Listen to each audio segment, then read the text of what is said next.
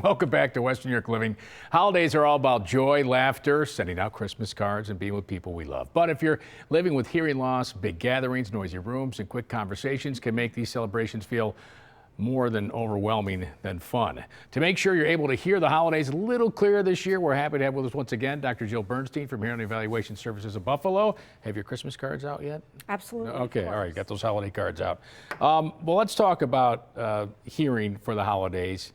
And if someone hasn't had their hearing tested, they should probably get that done as soon as possible, right? Ideally before Christmas, so that you can enjoy Christmas and New Year's a little bit more easily with your family. Yeah, not annoyed too by not being able to be in on the conversation, especially with family and friends you maybe see once a year.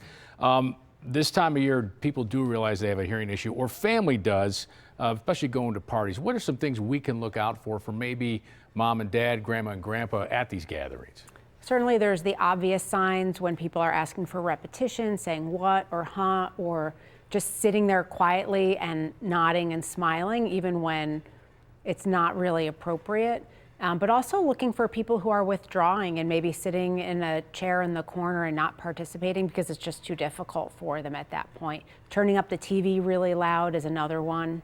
Yeah, those are certainly some things to look for. Yeah. And we got some more tips coming for you in a bit, but I want to ask this question because tomorrow I know is the last day for Medicare enrollment, Plan A and B for some people. And you have a staff insurance specialist to help folks kind of figure out the insurance part for hearing assistance, right? Yeah, I mean, insurance is incredibly complicated and confusing, and we're certainly going into a new year with a lot of different kinds of changes in people's plans. So we do have our own billing department, and they are very well equipped to check benefits and explain them in layperson's terms. All right, that's good to know because it is very complicated. It is. Seems to be more and more complicated every year when it comes to insurance. Now, folks do not treat their hearing loss. This can lead to many other issues, can it? Right. It's not sort of causal, but it's correlated. So untreated hearing loss, even when it's very mild, can double the risk of cognitive impairment in the long term, can triple your risk of falling, and that in and of itself, when you're older, can create a whole host of other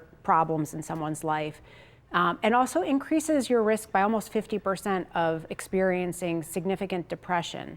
Because when it's hard to participate in activities, so you stop going, that also starts sort of like a cascading effect. And then depression affects your life in other ways. So it's such a simple thing to fix that it's worth its weight in gold, really, to fix your hearing and be able to join in with things. All right, there are ways we can make it so we don't have to have our hearing fixed by protecting our hearing and ears, especially in the winter. This is a great checklist you put together, some ear care tips here for the winter.